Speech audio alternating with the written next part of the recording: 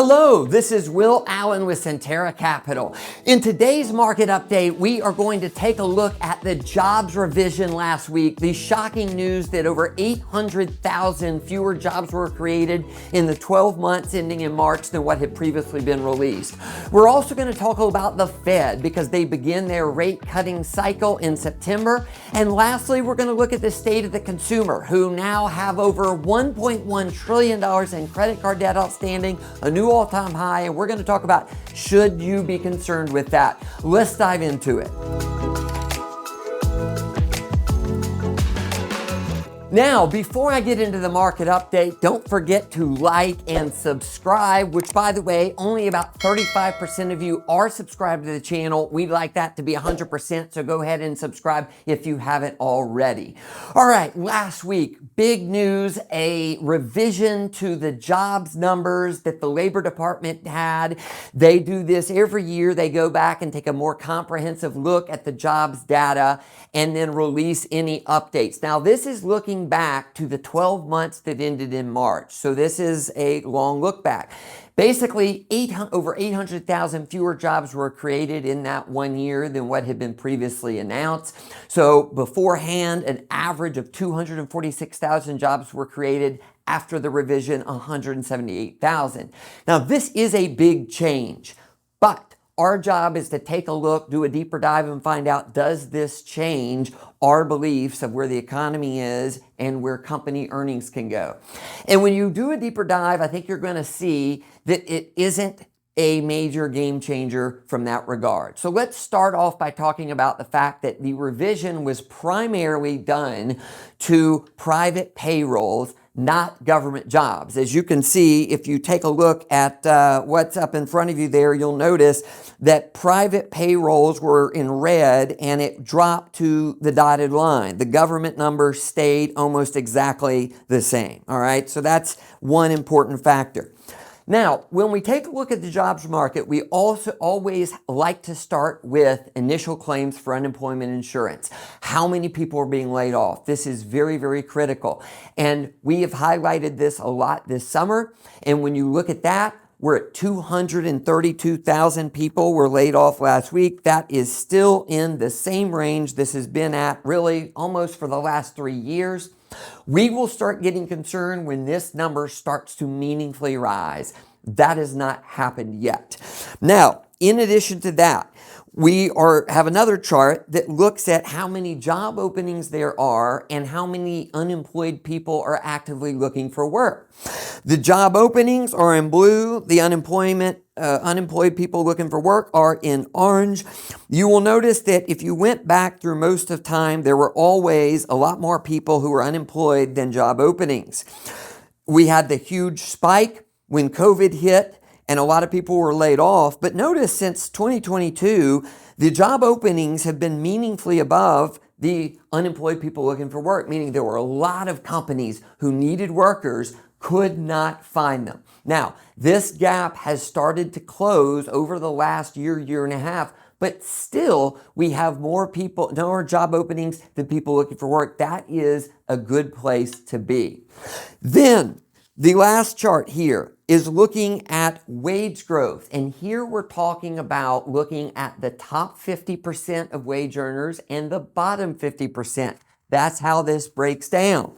When you look at that, you will see, and this goes back to, I think, 2014, you will see that of late, in the last few years, the lower half of job distribution, or wage distribution, which is in blue, have been above the higher income earners in terms of what kind of wage growth year over year are they earning. Right now, 5% for the lower 50% of wage earners and 4.5% for the top wage earners. So listen, these numbers are lower than they were a year ago, 2 years ago, but take a look at how they were compared to the pre-COVID days, 2014 through 2020, and you will see wage growth is still much higher than it was then. So for workers, this is very good news. Now, our second topic quick, we're talking about the Federal Reserve, who last week had their annual pilgrimage to Jackson Hole in Wyoming. This is a big meeting where in the past the Fed has used this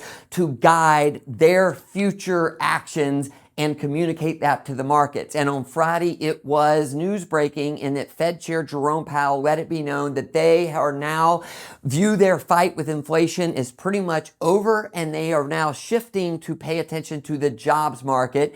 They don't want jobs to start being lost.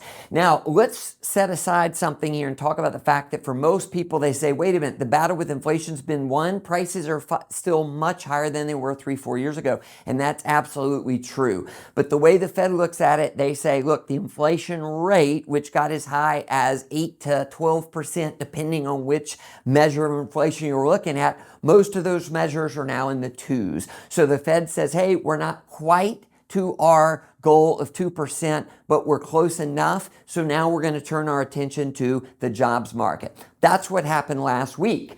Now, in September, on September 18th, the Fed will announce their decision, and they are going to cut interest rates for the first time this cycle. Now, a lot of questions are, well, are they going to cut by 1/4% or 0.5%? And if you take a look right now, the market is pricing in on the left there a 28% chance that the Fed cuts by 0.5%.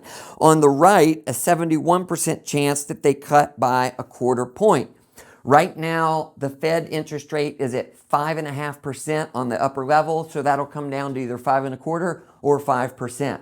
Now, I want to mention something here. There are some people who say, hey, this cut in interest rates is a political move. This is meant to steer the election in one direction or another. We don't believe that's the case. Look, if the Fed was wanting to help the incumbent, so to speak, they would have cut interest rates in July. They would have already said they were cutting interest rates by 0.5% here. They have not done that. If they only end up cutting by just 1/4%, that's much less than what they could have done. So we don't believe politics is playing a big part in this decision. Now, if you take a look at the Treasury Department or in some of the, in the House and the Senate and what they do, then that can be political. But here with the Fed, we don't think that's the case. So let's talk about the state of the consumer. We know from listening to second quarter earnings calls and earnings reports from companies like Visa, MasterCard, American Express, that they say the consumer is still doing really well. They're hanging in there. There have been some individual companies that aren't doing as well, but as a whole, the consumer is still doing well from the second quarter earnings reports and the guidance that we got. But let's also look at some of the economic data and see what's going on. The first thing that we're going to put up there is the personal savings rate. So for people who are working, what are they doing with some of their after-tax income?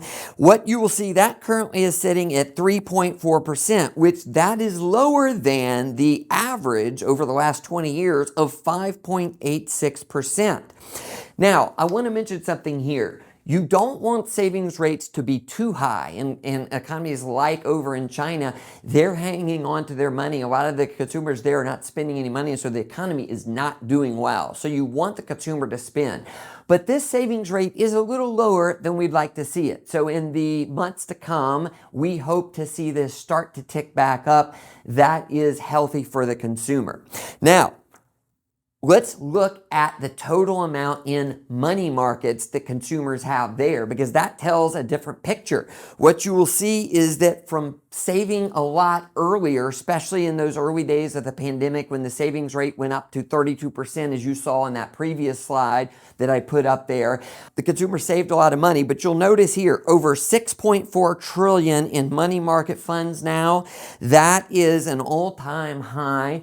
And we know from hearing from CEOs like Brian Moynihan at Bank of America, who has said consumers who have money in checking and savings account and money market accounts there at all income levels have a lot more in those checking and savings accounts than they did pre-COVID.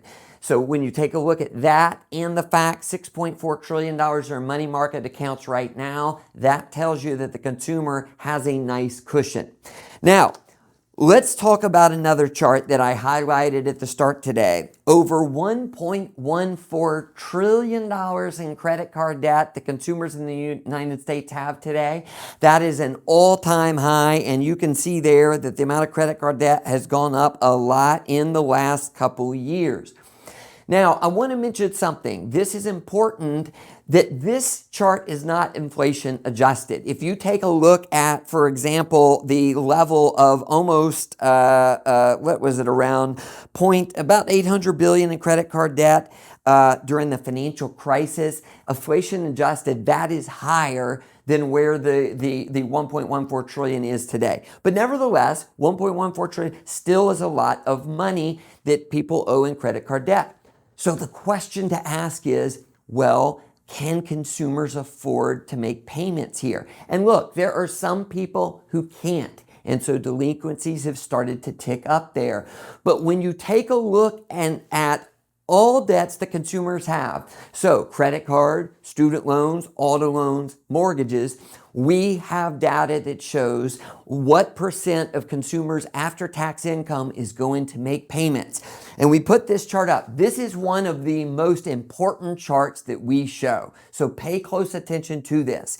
What you will see is that is sitting at 9.78% of after-tax income is going to pay bills among all those categories of payments. So you will see here that that is higher than where it was because remember when COVID hit, a lot of people paid down debt immediately, and that's why this dropped to around 8%. But take that away because that was a very unique event. Going back to the early 80s, you can see 9.78% is basically right there with the lowest level in this time frame. This is much lower than the period that we had in the 80s, 90s, 2000s, where this number was up at 10, 12, 14, 15%.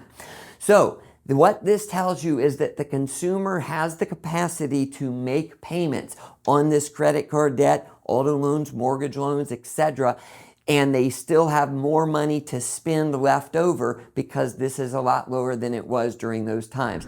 All right, so just to recap, even though it was shocking to hear last week that there were 800,000 fewer jobs created in the 12 months ending in March, this was ancient history as far as the markets are going because the markets are forward-looking. When we take a look at today where the jobs market is, whether it's initial claims, whether it's the amount of job openings versus the amount of people that are unemployed looking for work, or whether it's looking at current wage growth, those all tell a good tale that the jobs market is in a good spot. With regards to the Fed, after their Jackson Hole meeting, they declared their focus is now on the jobs market. They are going to start cutting interest rates in September, on September 18th. That is going to be good for a lot of consumers and especially for small businesses who rely on financing. And then we took a look at the consumer, and despite the fact the personal savings rate is lower than we'd like to see and credit card debt is higher than you'd like to see, when you take a look at the big picture and look and see there's record amounts of money in money market funds